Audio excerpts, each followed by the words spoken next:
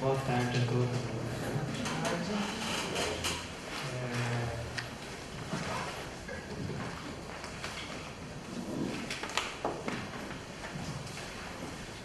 Tem algumas pessoas novas do primeiro semestre, né?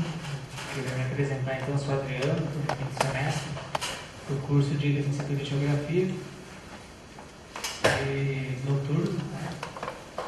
E esse trabalho eu quero contar um pouco como é que ele surgiu, né? Seguindo a professora Patrícia, de formação... Da sociedade. Não. A educação. Leitura sociopolítica. E onde ela pediu, e provavelmente pedirá para quem está no primeiro semestre, né? Comparar a obra de Paulo Freire e de Hermenval Saviano. E eu tenho uma bibliografia relativamente extensa, né, para fazer essa comparação. E aí a professora viu potencial para virar um projeto de pesquisa, né, onde eu comecei a pesquisar então o conceito de homem em Paulo Freire e o conceito de homem em Hermenval Saviano, sendo que no Paulo Freire a perspectiva era do existencialismo e do Hermenval Saviano seria do marxismo, né, como um autor bem marxista. E aí o projeto acabou sendo dividido também com a outra, acho que ela não está aqui, a Vanessa, né? E aí ela discutiu a concepção de homem no Hermenval e eu acabei ficando com a parte do Paulo Freire, né? Discutindo aí, e aí no trabalho em si, eu não citei Paulo Freire, eu não citei Sartre, né? Mas como a perspectiva era do existencialismo, então eu passei a pesquisar mais sobre o Sartre, né? E o ano passado inteiro a gente veio desenvolvendo, né? Apresentei aqui no Congresso de Educação e Tecnologia, né? E vou fazer um pouco dessa discussão aqui um pouco com vocês hoje. Mas foi bastante interessante eu reler até os meus próprios escritos, quando eu me distanciei um pouco do Paulo Freire a partir da leitura do Sartre, né?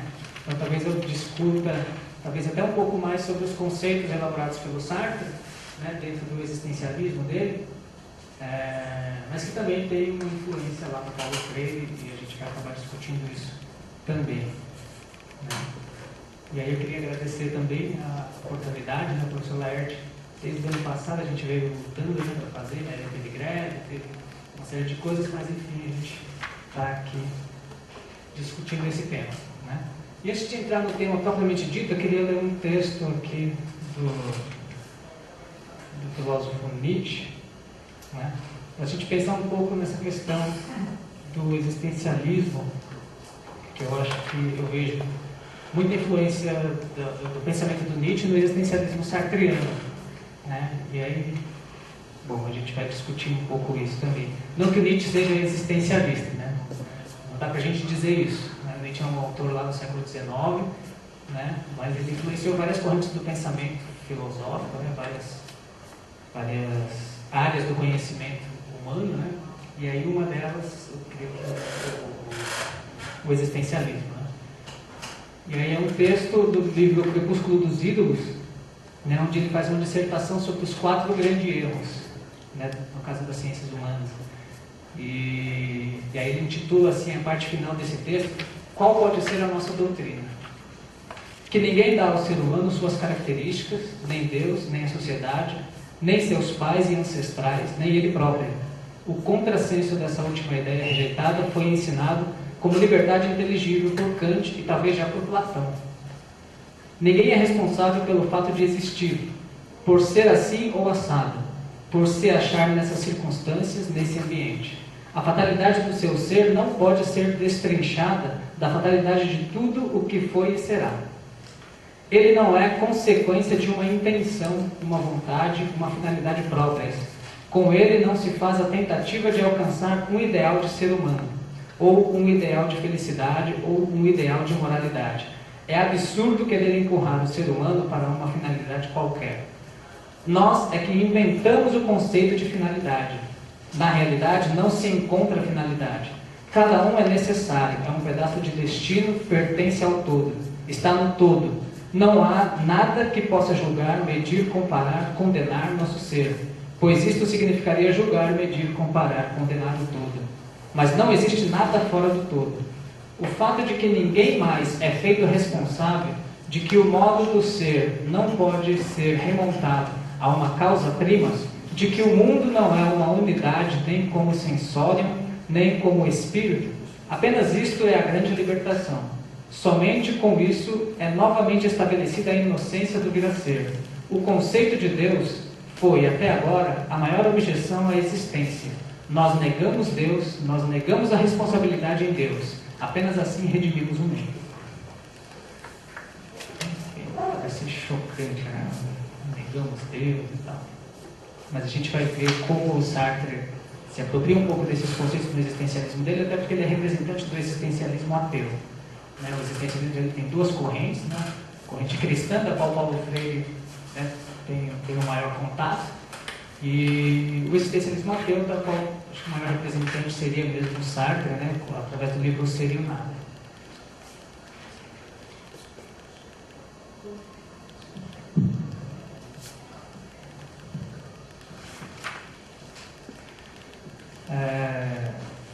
Então tá, falando do conceito de homem em Paulo Freire, né, na perspectiva do existencialismo ainda. Uma coisa que, e a leitura que foi feita também seria do livro A Pedagogia da Autonomia. Então o que ele vai discutir? A concepção primordial aí do homem em Paulo Freire seria a condição de inacabamento para a liberdade, para a autonomia, né? Então, uma frase do Paulo Freire aqui, ele vai dizer assim: onde é a vida, há inacabamento. Então, uma concepção que o Paulo Freire vai trabalhar e que é extremamente influenciada pelo existencialismo, seria de que o homem é um ser inacabado, em constante construção. Não existe um fim, e aí um pouco do Nietzsche, né? Não existe uma finalidade, não existe, no caso, como Nietzsche vai questionar a questão do conceito de Deus, né? Não existe uma mentalidade que tenha idealizado o ser humano para que ele seja inacabado, que ele seja de tal ou qual forma, né? Na verdade, o ser humano ele está em constante construção, né? E aí o Paulo Freire ele vai abordar isso num capítulo, né, onde ele vai dizer o seguinte: ensinar exige consciência do inacabamento. Então toda a concepção de homem que o Paulo Freire ele vai traçar vai ser pelo viés da educação, né? Como é que você estabelece um conteúdo, né? Como é que você estabelece uma educação para um ser que está em constante transformação, né? Para um ser que está em constante mudança, né? A gente usou música, né? Para um ser que está em uma metamorfose ambulante, aí, né? Então ele está sempre se transformando, sempre se refazendo, um ser que está, né, em constante transformação, né? E aí eu trouxe aqui a citação do dicionário Paulo Freire, né, falando um pouco sobre esse verbete, esse conceito de inacabamento, né? A concepção antropológica de Freire é marcada pela ideia de que o ser humano é um ser inacabado. Não é uma realidade pronta, estática, fechada. Somos um ser por fazer-se, um ser no mundo e com os outros envolvidos num processo contínuo de desenvolvimento intelectual, moral, afetivo. Somos seres insatisfeitos com o que já conquistamos. Então essa concepção primordial aí do ser humano para o Paulo Freire, que a gente vai ver como isso está extremamente vinculado ao existencialismo de Sartre. Nós estamos sempre, então, nos fazendo, né? sempre em constante construção, né? E uma outra citação aqui, eu estou usando aqui, é justamente o artigo que eu escrevi, né? E que foi disponibilizado no site lá, da Laerte, do Instituto Federal. E aí o Sartre vai dizer o seguinte: o livro que eu estou usando aqui do Sartre seria O Existencialismo é um Humanismo. O homem existe primeiro, se encontra, surge no mundo e se define em seguida. Se o homem, na concepção do existencialismo, não é definível, é porque ele não é, inicialmente, nada. Ele apenas será alguma coisa posteriormente, e será aquilo que ele se tornar. Assim, não há natureza humana, pois não há um Deus para concebê-la. O homem é, não apenas como é concebido, mas como ele se quer. E como se concebe a partir da existência, como se quer a partir desse elan de existir. O homem nada é além do que ele se faz, né? Então, quer dizer que o ser humano não é nada, né? Ele surge como nada, como nós lemos no Nietzsche também, né? Ninguém pede para existir, né? Não existe uma mente arquitetando como será a nossa existência, né? Não existe um caminho pré-determinado, não existe um destino, né? O que existe é aquilo que nós escolhemos fazer, né? E aí o Sartre ele vai desenvolver uma questão que é bastante interessante, que ele fala assim, que quando nós nos escolhemos, né? Quando eu escolho a mim mesmo, eu faço uma escolha por toda a humanidade, né? Eu faço uma escolha por todas as pessoas, né? E aí essa questão de fazer uma escolha por todas as pessoas, né? Não quer dizer que eu vá universalizar aquilo que eu escolhi fazer de mim, né? Para as outras pessoas. O que deve ser universalizado aí seria a questão da liberdade, né? Quer dizer, a partir do momento que eu tenho a liberdade de me escolher, né? Essa liberdade em si, ela deve ser universalizada para todas as pessoas, né? Diferentemente do cristianismo, onde nós vamos ver que, além de existir um caminho pré-determinado, além de existir, né, um Deus arquitetando como deverá ser a existência, né? Existe um ideal, uma moral, né, um ideal de vida que é universalizado para todas as pessoas e que é idealizado para todas as pessoas. No caso do existencialismo do Sartre, o que deve ser idealizado aí seria a liberdade de escolher-se, a liberdade de fazer de fazer essa escolha, de ter essa liberdade de se construir, né?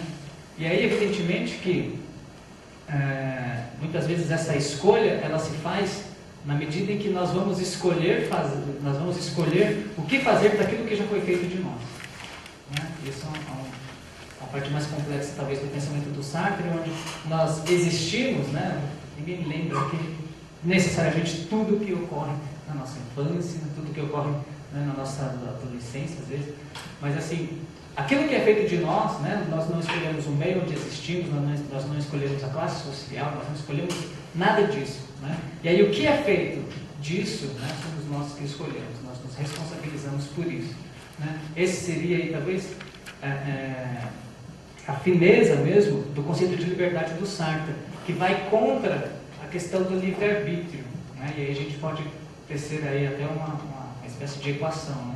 Liberdade diferente de livre-arbítrio, né? Livre-arbítrio é uma doutrina que é uma doutrina cristã, né? Que as pessoas, né, no senso comum, acabam igualando isso à liberdade, mas é totalmente diferente, né? Nós vamos ver lá na Bíblia, né, se não me engano, no livro de Êxodo, onde Deus fala, né? Eis que ponho diante de vós o caminho da vida e a morte, né? Escolhe, pois, a vida para que seja abençoado, enfim, as benesses de escolher o caminho da vida, né? E escolhendo o caminho da maldição, né? O caminho da morte, né? E aí, reservado para nós está o inferno e tal. Então, o que seria o livre-arbítrio, né? O livre-arbítrio seria um artifício para nos fazer culpados, né? Para poder nos julgar, né? Porque nessa pretensa liberdade, né, proposta pelo livre-arbítrio na doutrina cristã, seja lá qual for o caminho que nós possamos escolher, né, o julgamento ele já está pré-estabelecido. Se você escolher um outro caminho que não seja da vida, né, acho que o final desse outro caminho, segundo a doutrina cristã, não é lá muito interessante, né? Então, essa é a diferença da liberdade proposta pelo Sartre, né, onde não há culpa, não há julgamento, né? A culpa, lógico que o Sartre vai trabalhar com o conceito de culpa, mas é de uma forma diferente, que nós já vamos falar um pouco mais sobre ela. Então a liberdade seria a liberdade de se fazer-se mesmo, né? A liberdade de se construir, né? E não porque eu idealizo a minha vida, não porque eu escolho me fazer de uma determinada maneira e que isso seja o ideal para mim, e ao fazer essa escolha, por isso que eu escolho por toda a humanidade, porque eu estabeleço a partir daquilo que eu me construo, eu estabeleço um ideal de homem, né? Mas esse ideal que eu escolho para mim não deve ser universalizado para as outras pessoas, né? Mas a liberdade de escolher esse ideal, isso sim, né, deve fazer parte aí, nisso que está o conceito então, de liberdade para o Sartre, né?